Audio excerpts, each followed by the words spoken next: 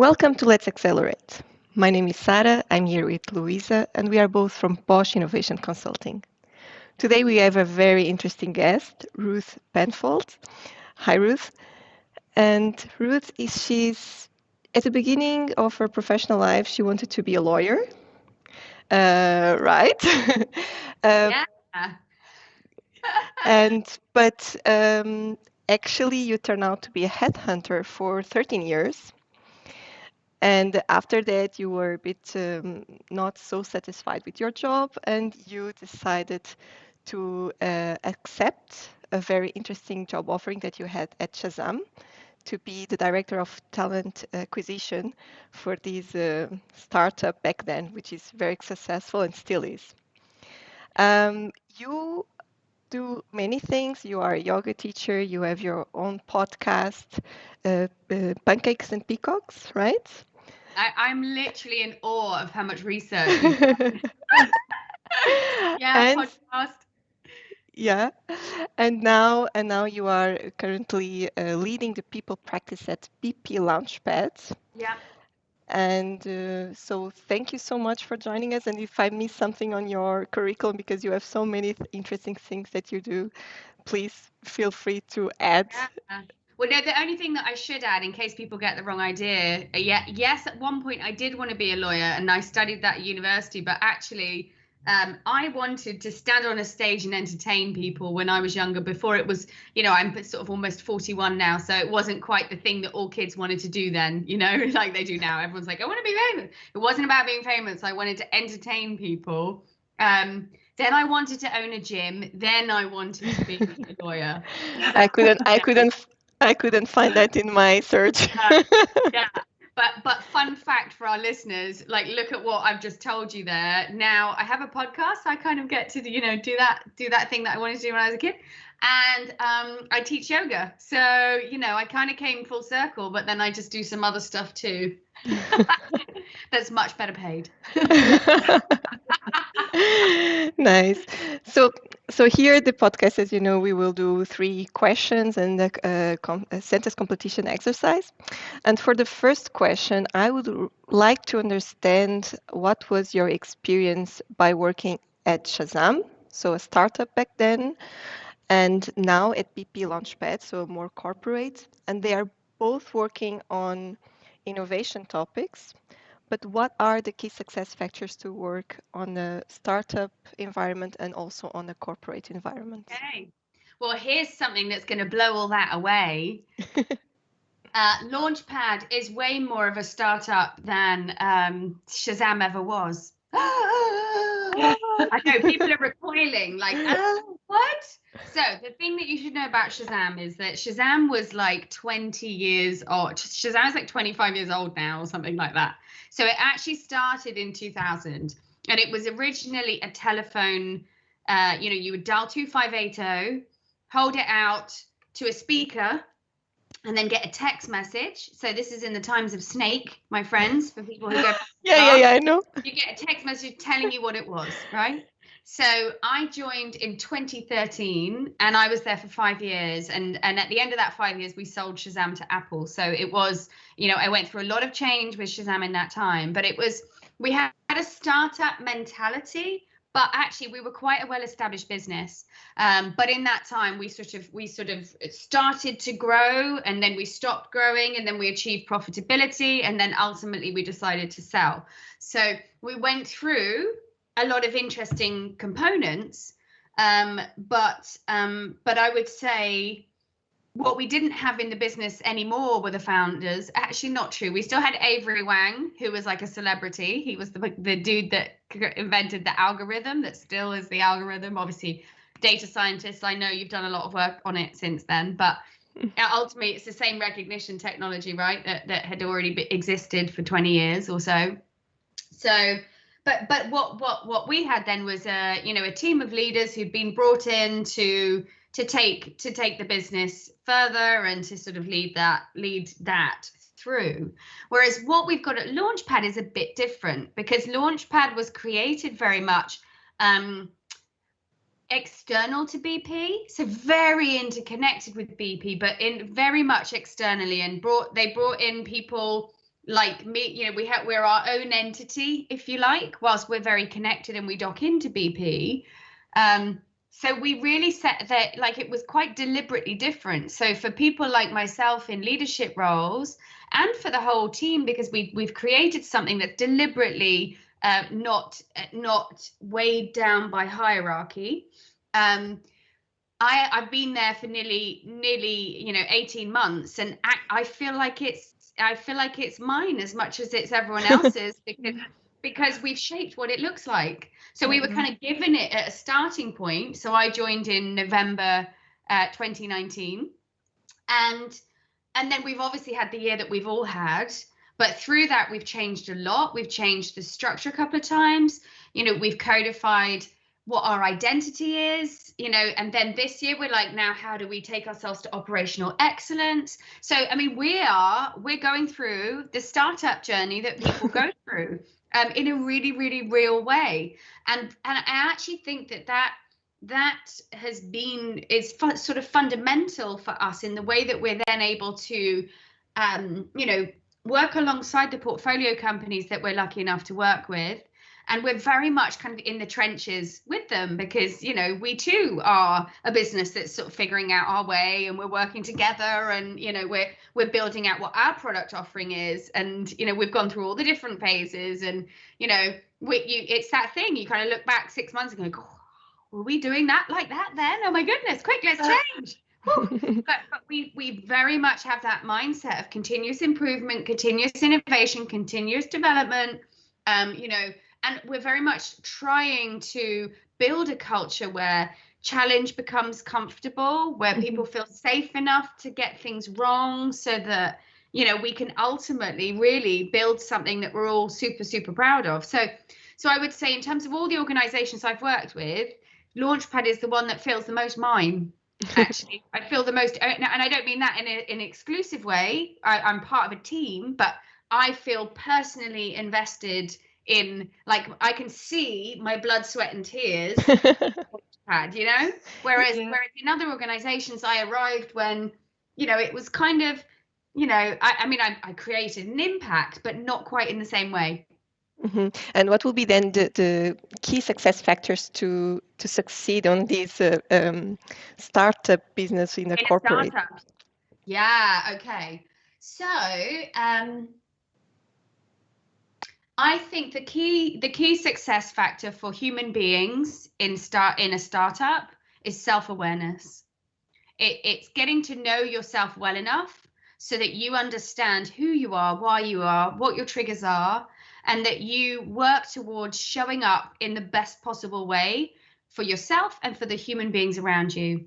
Because the more comfortable in your skin that you are, the more comfortable you become in getting things wrong, right? In saying, actually, do you know what? I think that might have been an error. We might need to tear that up and do it again.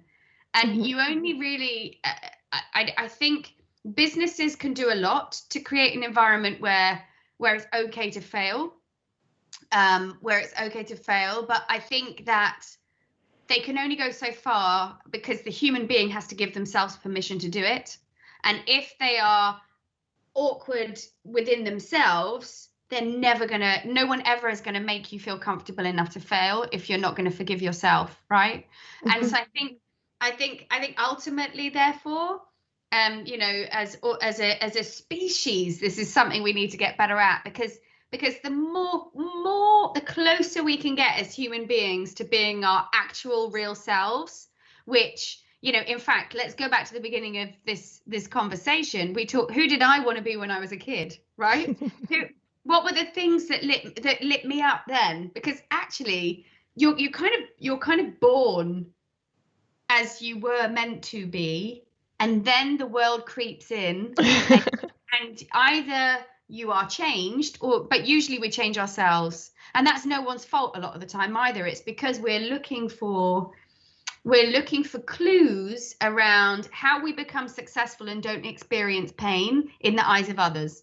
Yeah. So then we clip ourselves and our behavior to sort of shapeshift into what we think the world needs us to be. And then if we get lucky, maybe something big happens in adulthood and we claw our way back in, right?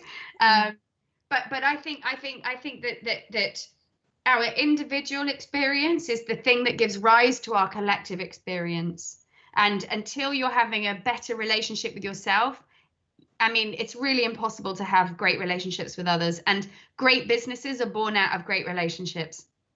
Yeah, I think that's very true what you're saying in here. And I think you also mentioned this a lot of times on your LinkedIn profile, where you always say that your ambition is to help people and to help businesses to reach their joyful potential. What is now very interesting for us, what exactly do you mean with that joyful potential and the joyful living that you're also talking about in your podcast? Yeah, so I mean, really, I'm what you might call a series of fortunate events.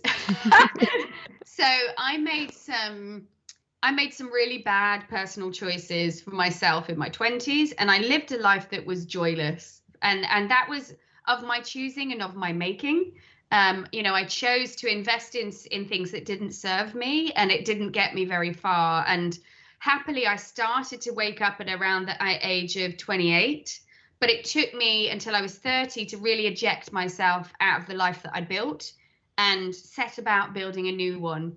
But to do that was huge change. It involved a divorce. It involved leaving everything behind and rebuilding myself from the inside out. Because, my friends, when we choose to abuse ourselves or allow abuse in our world, we do so because that's something that we are allowing, right? And so you have to look at why you made the choices that you made. And for me, I chose to take the opportunity to reset completely from the inside out and look at who I was and why I was. And it just sort of happened. But I say a series of unfortunate events because a lot of that change was inspired by small conversations with human beings that they had no idea that they were inspiring me, right?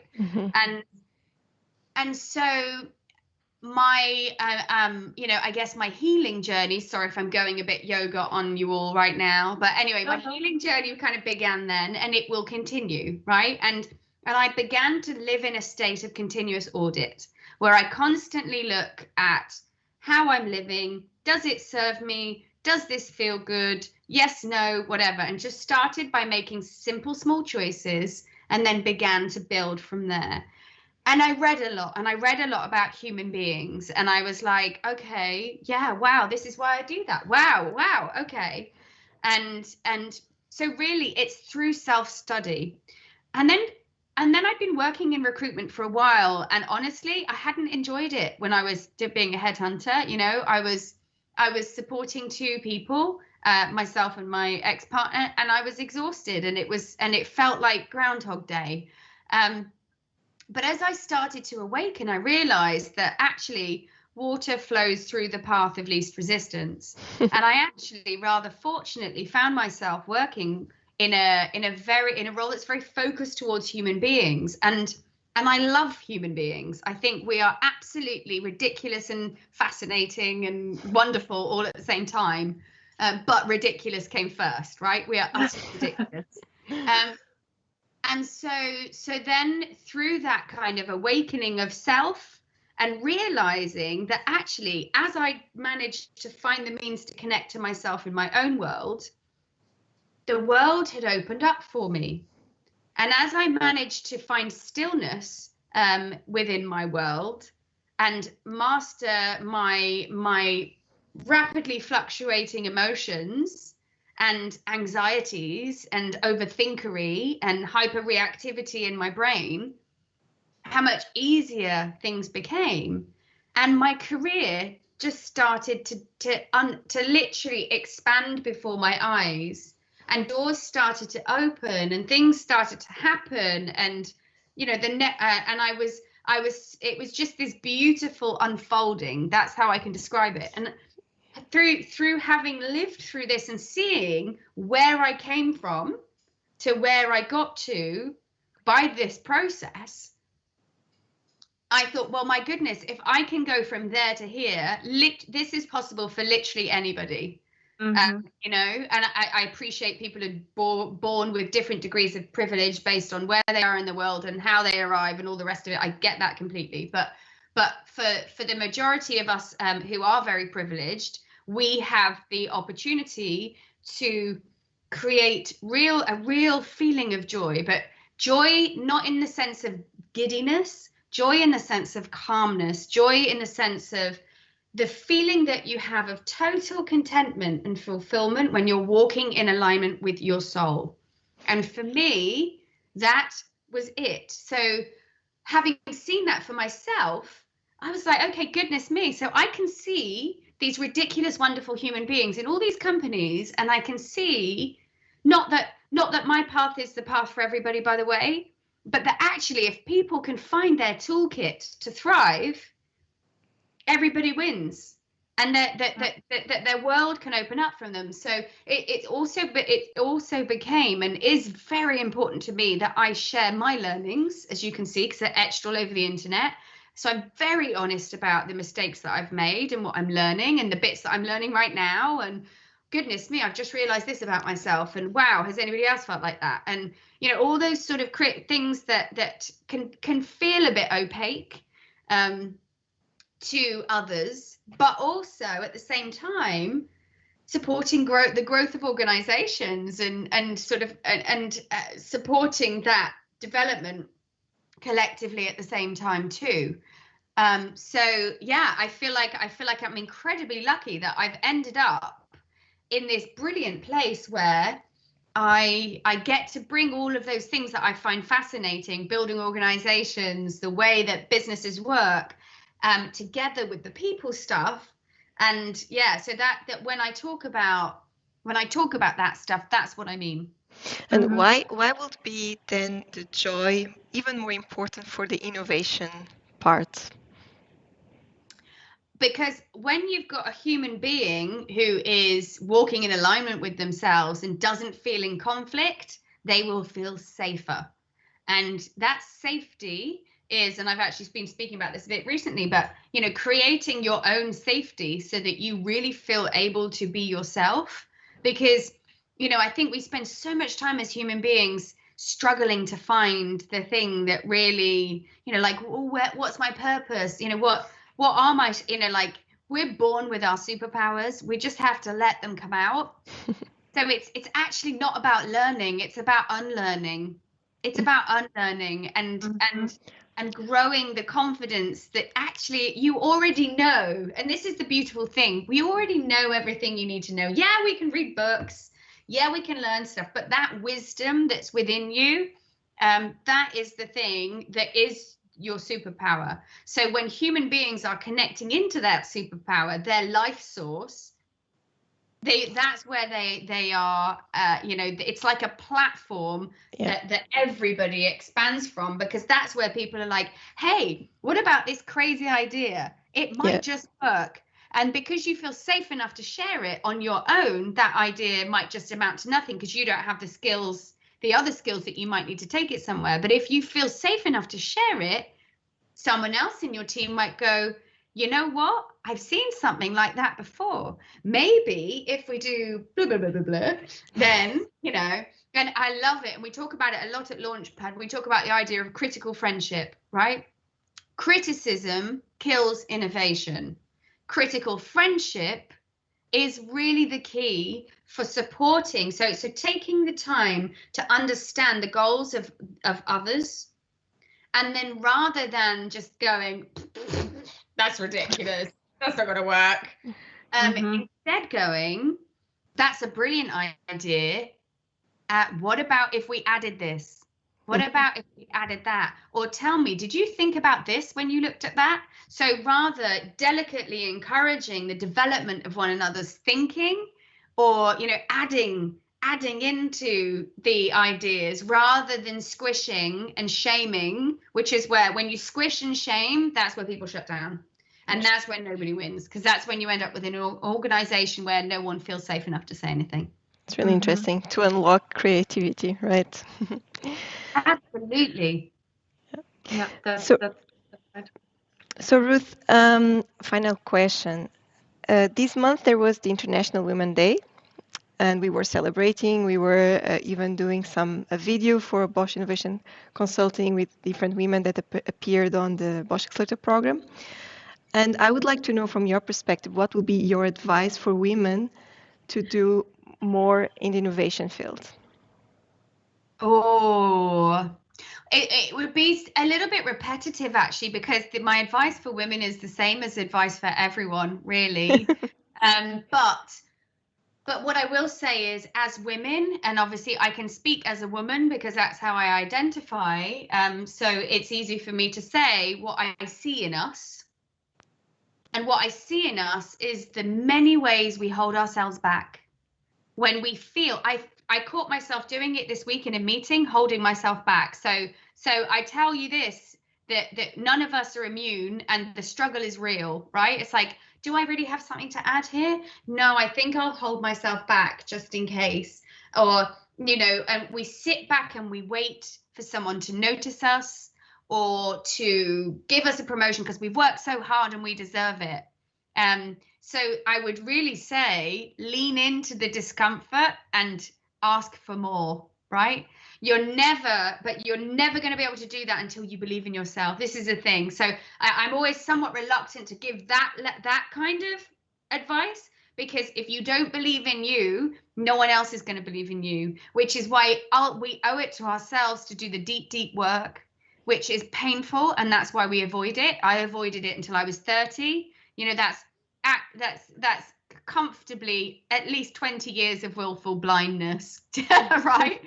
And then because to actually evolve, it means facing the stuff that's not so great about yourself, or wading through some pain that you've experienced to get there. But you will never, it may feel uncomfortable in the process, but you'll never regret doing it, because the more you can believe in you, the more the world around you will believe in you, and the more you just won't accept anything but amazing, because you'll be like, actually, no, you know what? I know what I can bring, and I'm going to keep looking for this thing.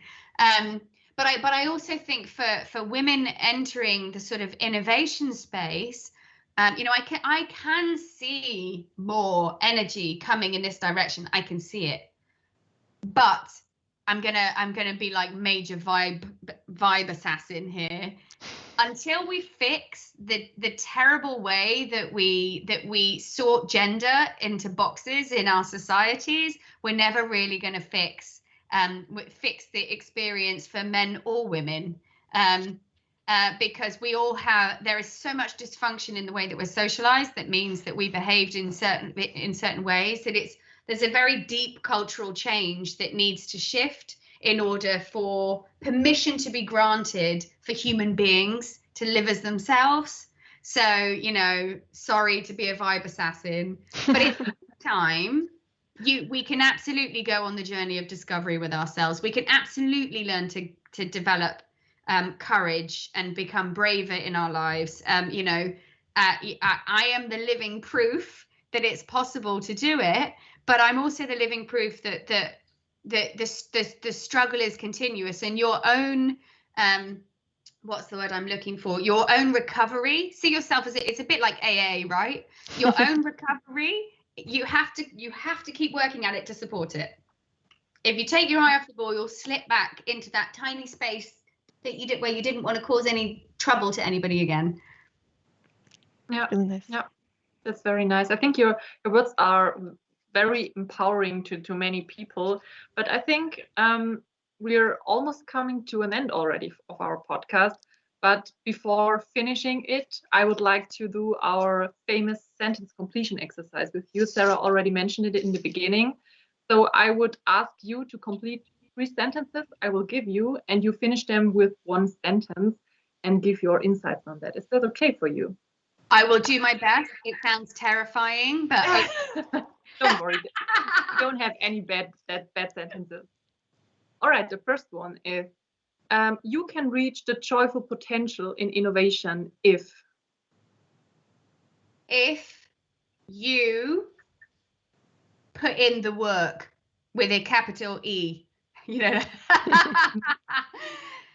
So as I've said, you as an individual need to be prepared to walk over whatever hot coals you need to in your life to be able to connect to yourself, and walk in alignment with yourself and make decisions that serve you, and then everything will flow from there. Very nice. So as Sarah already said that you're also doing yoga, I have the next sentence for you. Innovators should do yoga because. Oh, now that's an interesting one. So that it might be long and boring, but I'll have to explain. So yoga is actually often not taken and regarded in the spirit that it was intended, right? But in the West, for a lot of us, we live quite a hectic, hard life. So if the physical practice of yoga, the physical asana, is a tool, as it was for me, to help you connect in and be present in your body, then I'm all for it. Often, though, it's used as a tool where people overdo it, they hurt themselves, they're actually doing the opposite of they're not connecting to their bodies. And I also have to say that there are 8 limbs of yoga. There's 8 different kinds of being like doing yoga, and physical asana, physical poses, is only one of them. So it's all about the kind of person that you are, the way that you show up in the world, the way that you show up for yourself, how much so there is so much interconnectedness. The word literally means union, and union of self. So you have to unite within yourself in order to unite with others. So absolutely, yes, I practice yoga, I teach yoga, I love yoga. And I love the fact that yoga often is the means that helps human beings to slow down and connect with themselves. Because what you generally watch is people kind of go really hard into it, and then they kind of go, oh, when I breathe, oh, what's this feeling? Oh, okay, maybe I'll do a bit more of that, right? And so that, and that's where the beauty is. And I'm really happy for anyone that wants to connect with me and shoot the breeze about yoga and how I see it. I think it's beautiful, but I just think be mindful of what it is and be careful with it, and just remember that it's just one part of being a yogi. I think that's a very nice explanation of the connection between yoga and innovation. But now I have one last question. My superpower is? Oh, my superpower is love. My superpower is love, because I did not love myself at all for a really, really long time. And I had to work to fall in love with myself. And that love affair is the most beautiful love affair I've ever experienced. But once I was able to do that, I absolutely love all human beings. I can meet someone for I can literally just make eye contact with someone and love them. I love you both. Sarah met before, Louisa, we've just met, love you. And I'm not afraid to love and to give my heart in human interaction. And by doing so, I invite others to do the same. And I think it's something that people often tell me about me. So, I think they talk about my energy, they talk about this sort of stuff, but it's not in some sort of inauthentic, saccharine, false positive way either. I don't have to be happy. I can still love.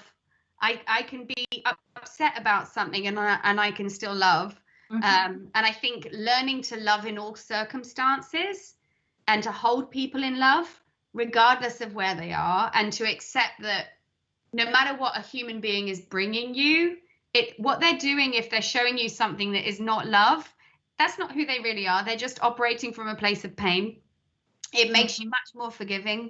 And you kind of go, okay, that wasn't a great experience for me, but that person is operating from a place of pain. And I get that because I've operated from that place. Sometimes I still do, because no one's perfect, right?